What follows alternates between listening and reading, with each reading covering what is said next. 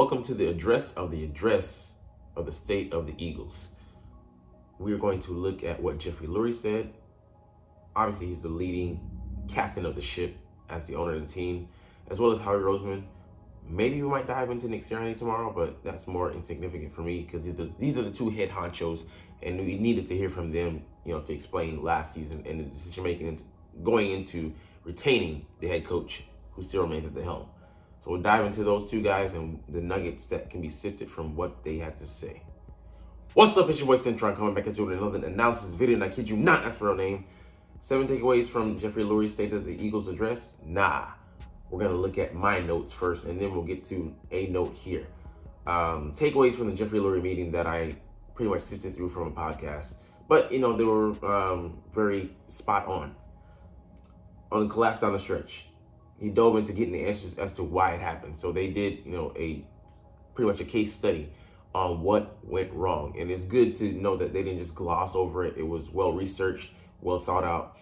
And he isn't the type to do, a panic move, to make a panic move. He's going to make sure that he has all his ducks in a row. He's done the requisite research, gathered the knowledge, information, to have it at his fingertips to make the best informed decision. And, they've done so in this case. And we'll dive into a little bit more of that in the next couple of questions or addresses, I should say.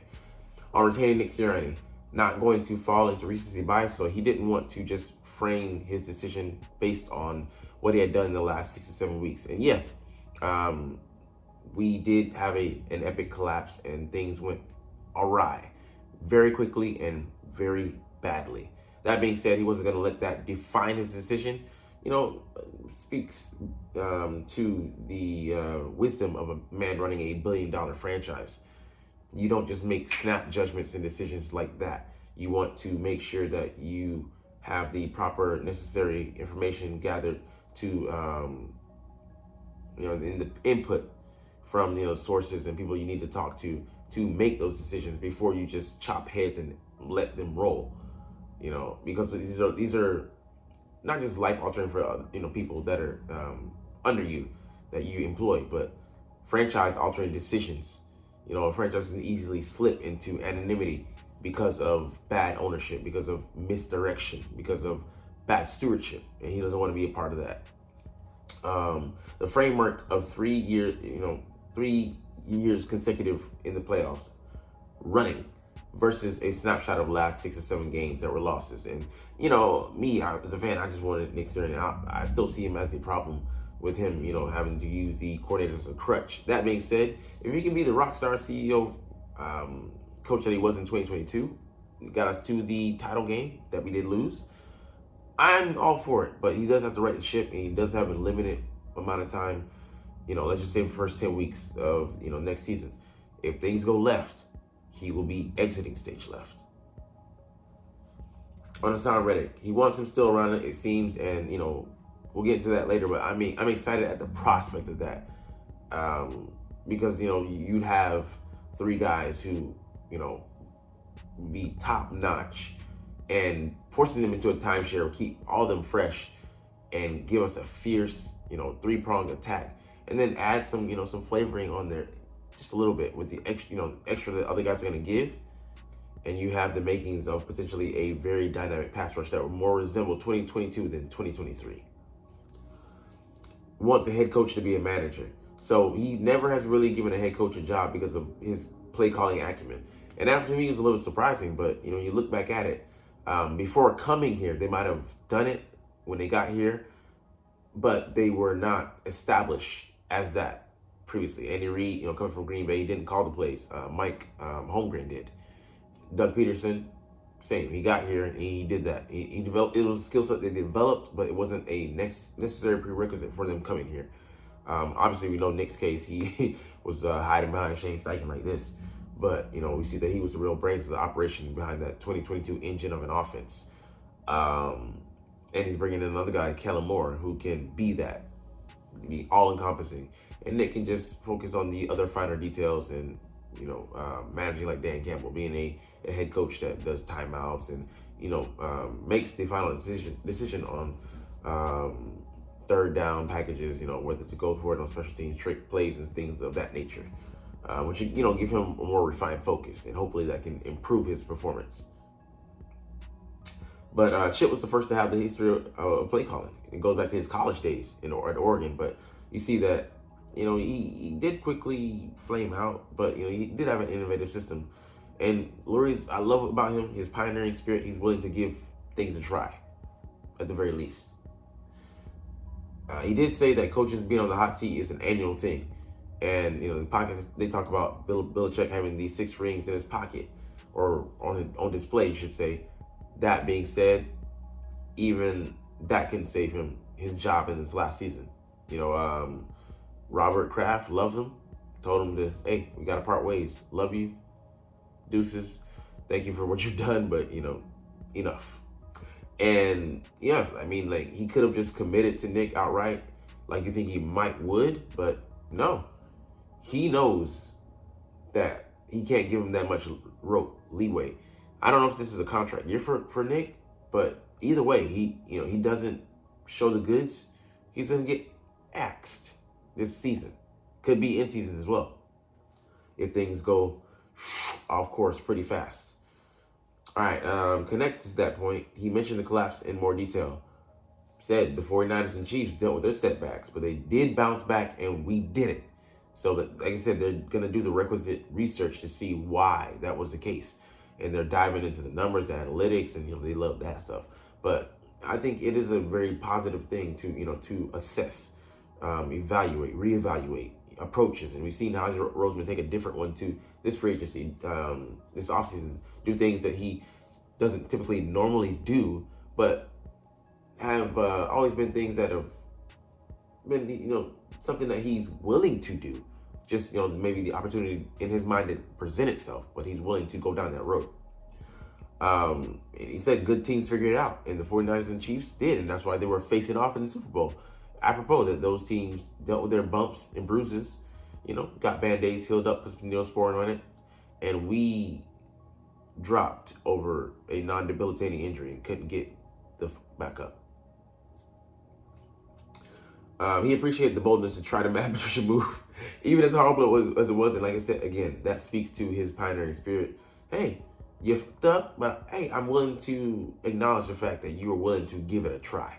And it blew up in Nick's face, and he pretty much admitted such. But he was like, hey, at least you had the cojones to make a move. And hey, like I said, if it had worked, I would have been, a nagging Nancy, because I'd be like, oh, yeah, cool, ooh, yay. But I initially said I wasn't for it, and I turned out to be right. But, it doesn't make me some grand wizard or anything like that. But it just, the track record with Matt Patricia just didn't seem like it would be a good move. And like I said, better than causing confusion, going down the ship, even if it was a 1D, one-dimensional one, I'd rather go that than try to add 3D and then it really collapsed in your face. And we saw that. The players couldn't trust left from right at the end of the day. And, it exacerbated the problem, became even worse because they added more onto their plates.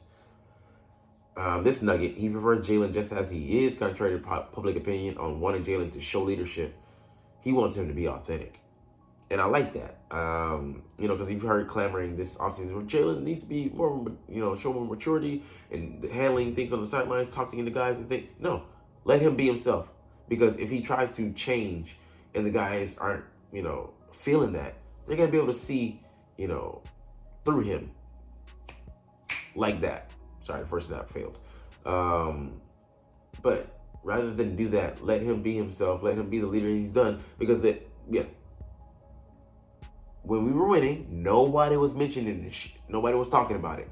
Now, all of a sudden, we're losing. He's the bad guy. He's immature. He needs to grow up. Where's this coming from? It's coming from snippets, of guys in the building, like maybe in the front office or whatever. But it's coming from the media, a narrative being painted about a guy that we know he knows how to get it done. Now, he needs the guys to support him, but we don't worry about him on that front, him attacking the problems. He's going to do that. How can you help him to address those problems, to deal with things, to put less on his plate, to simplify his job? All right. But on the opposite end, he wants Nick to rein it in though, because Nick, he's just too emotional. When you have to be calm down while you're quarterback in the Super Bowl, that the epitome, I say, sorry, the zenith of the the game. You know that you're doing too much. You're doing too much, and that's pretty much what Jalen was like. Coach, chill the fuck out, man. You're doing too much. We're up, but you're worried about that instead of us winning the game, and we lost it. He lost it, and we lost it silently, but we did. I mean, he did. They call Saquon an offensive weapon. Points to where they want him to be and what in this offense with Kellen Moore. So rather than saying he's just a running back, because he can play in all phases of the game. He can pass block. I think the best pass blocking rating in the league last year. He can damn sure run the ball. Explosive, dynamic, has great vision, great moves. Even though it's diminished as he is with that last ACL injury, still a top back in the league, and he can catch the ball to a lesser degree than Chris McCaffrey, but that's not saying a lot because he's seen as the best back in the league right now. And I believe he can handle all that. Christian does. Just I don't think he needs to be that in this offense. On cornerstone guys like Cox, Kelsey, and Brandon Graham, that's Fletcher Cox and Jason Kelsey. They'll be involved with the franchise moving forward, even when they are no longer playing. So it's great to see that he's created established a great pantheon of Eagles players.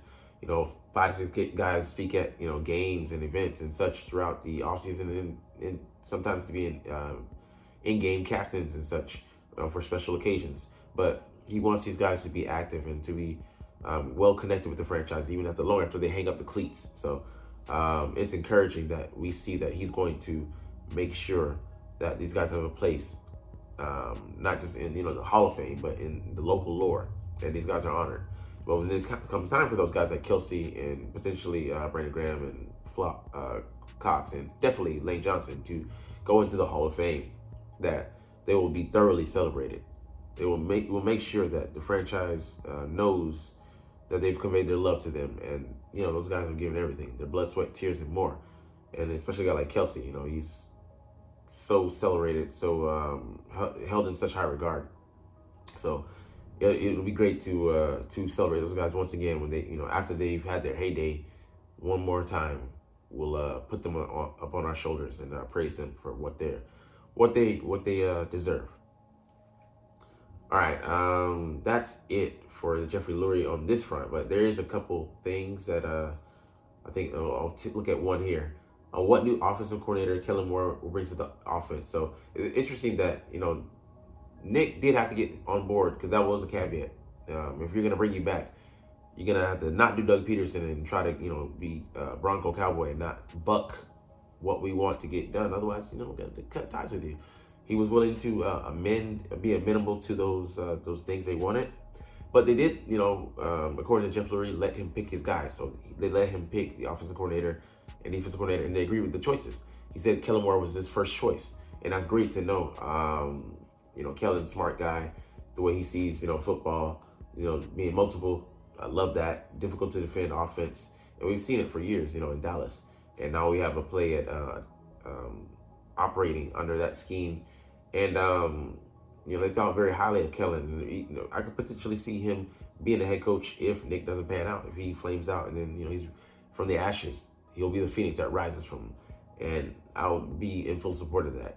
And Jerry's held him in high regard. He just hasn't had the positioning to put him in the position he wanted to at the helm of the franchise as the boy wonder genius head coach. But hey, one man's trash is another man's treasure. Chargers didn't want him. I think he'll work out excellently here, and it's great to see that he has Nick's support.